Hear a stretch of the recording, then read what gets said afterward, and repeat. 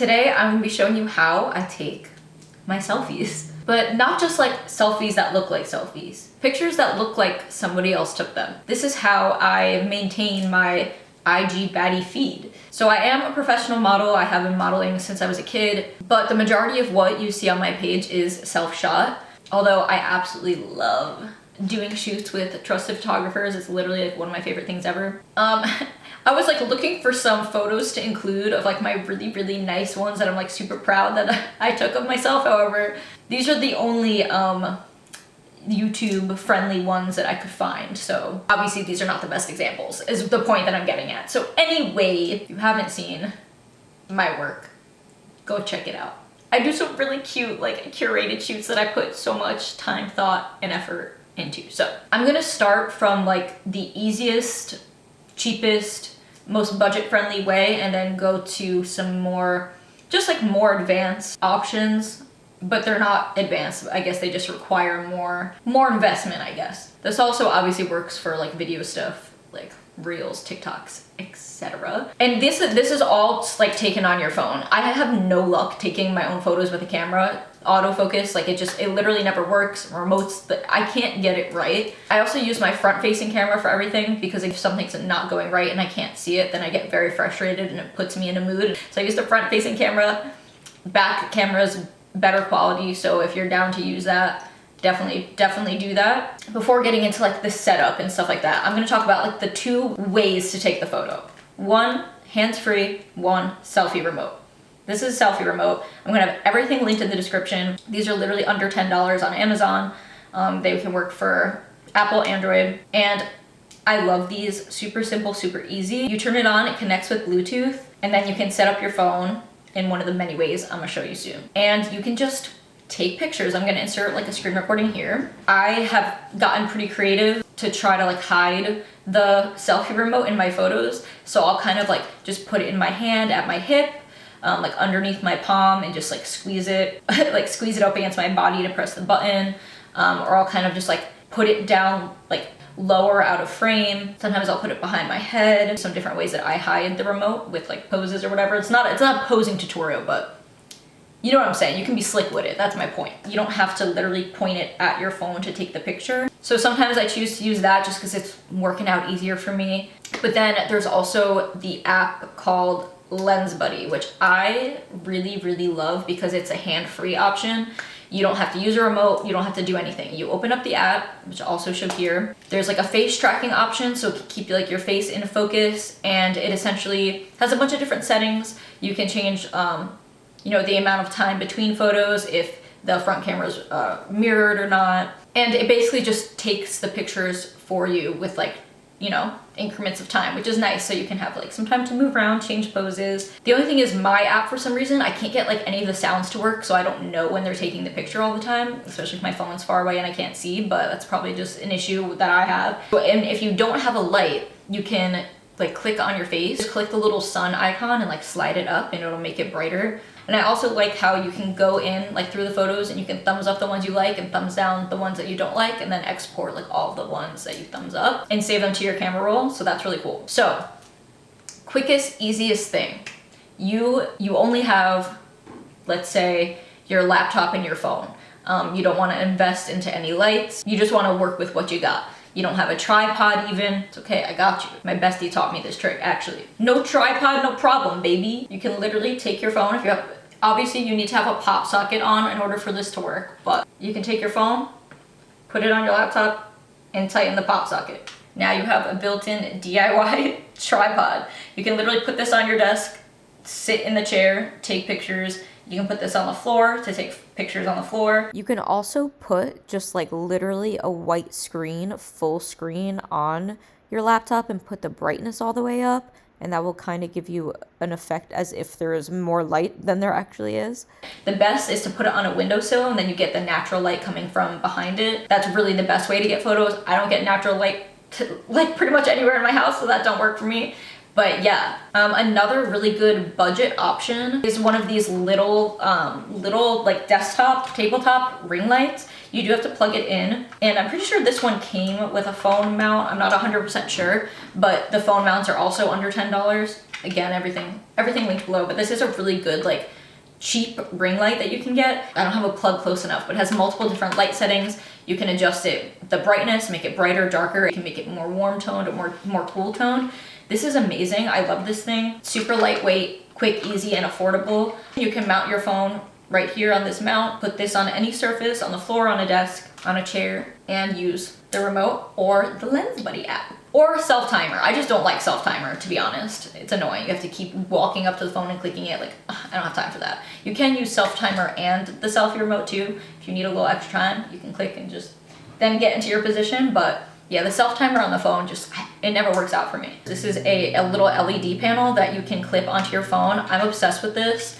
You can turn it on. Obviously, you charge this, so it's portable and you can bring it anywhere with you. You can do all different tones of the light settings. I don't know if it's picking up on camera, but it's warm toned, cool toned, like more like daylight, and then you can also adjust the brightness. You can turn it up and down. Probably not translating well on camera because I do have my vanity lights, but I love this. You can clip it onto your phone like so. And you can take like a legit just straight up selfie with this, but it makes it so much nicer. It almost like, it doesn't add a filter, but it just like makes everything look super nice. But something I also do with this, instead of like just a handheld selfie, we go back to our good old laptop tripod situation. I'll put my phone on the laptop and then clip this also to my laptop. So I have my phone, my music, and my light all in one. If you're like new to live streaming or something like that from your phone, this is like the perfect setup. Ooh, hello. You can see that. I know you can see that. So great, love that. I do highly recommend this light because it is super versatile. And I will also clip this to my phone and put my phone on a tripod. So I'm gonna show you the tripods that I have. I have this one, which is lightweight and adjustable mostly for like desktop and tabletop. I have my phone mount on it. You can also use this for like a more lightweight camera. You can clip the light to your phone, mount it on here, and that's just a really easy, non-complicated way of having a nice little setup. And then I also have a bigger tripod for if you want to do standing stuff. So this is a larger tripod and this adjusts to be taller than me. And it's nice and lightweight, which is great, which is perfect for the phone because you don't need a super heavy duty tripod, and you can do the same thing. Just mount your phone, turn your light on, and you're good. Now, if the room you're in doesn't have like natural light coming in, or you need to just like brighten up the area more, that's where I pull out my bigger light. So this is more expensive. I think this is like around $75. And this is like a full LED panel by Neewer. I can't say it. Neewer, okay. And it has these panels that like unfold that help like direct the light in certain directions. It moves around like fully adjustable, and I have it on a light stand. You can either plug it in or charge batteries. This just creates a really nice overall light. Some people also use these as as a backlight. What's cool about this though, I will show you. It's controlled from an app on your phone, and you just have a ton of options with this that you don't have with like the smaller lights. So here's one setting. This is like a warmer light. You can adjust how bright it is. Oh, I didn't even realize I was getting super dark. Please hold. Let me turn the brightness down.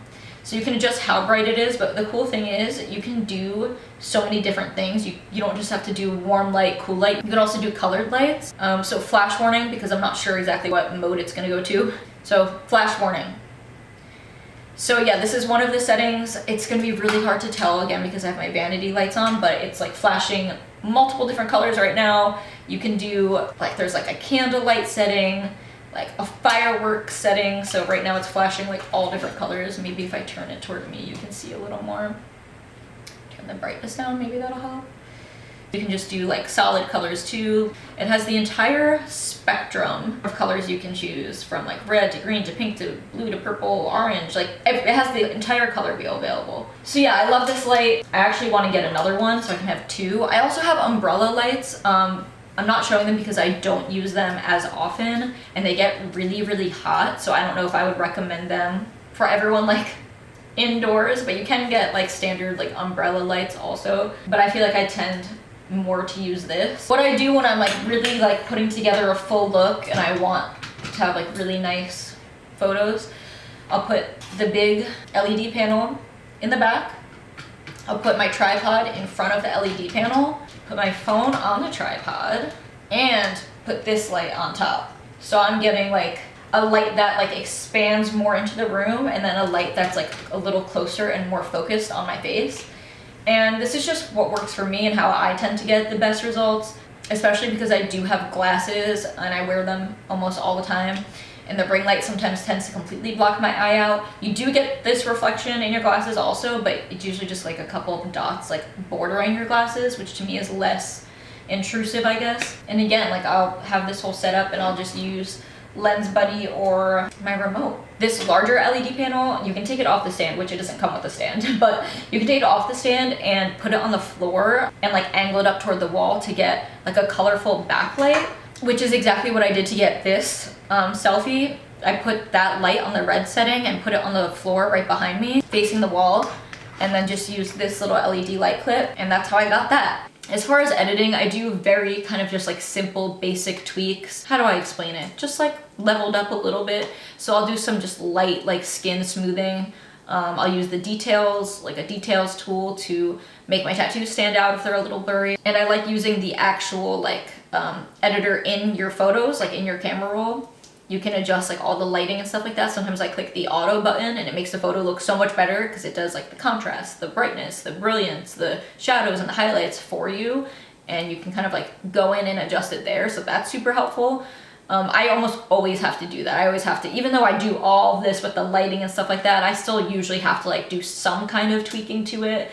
Occasionally I'll put like a very, very light filter on like a very small level, or sometimes I'll layer a couple if I like what it's doing with like the tone or the colors, just to make the photo look overall better, more eye-catching. Sometimes I'll blur out the background, but not to where the background like looks blurry, but almost just to where like I look more in focus than the background, if that makes sense. Which a lot of people use portrait mode. You can do that with Lens Buddy, but portrait mode do not work for me. It always blurs my tattoos, especially my chest, into like a mushy mess. And I'm like, okay. My favorite editing apps are, like I said, your photo album, the editing that's built into your phone, into your camera roll. I love that. And then I use some of like the very basic Facetune tools, and I also like Snapseed for certain things too. Like if I have to expand the background, there's like an outlet on the wall that I need to remove, I'll do that in Snapseed. But I truly think as far as like editing, less is more, in my opinion. So yeah, hopefully I actually had a harder time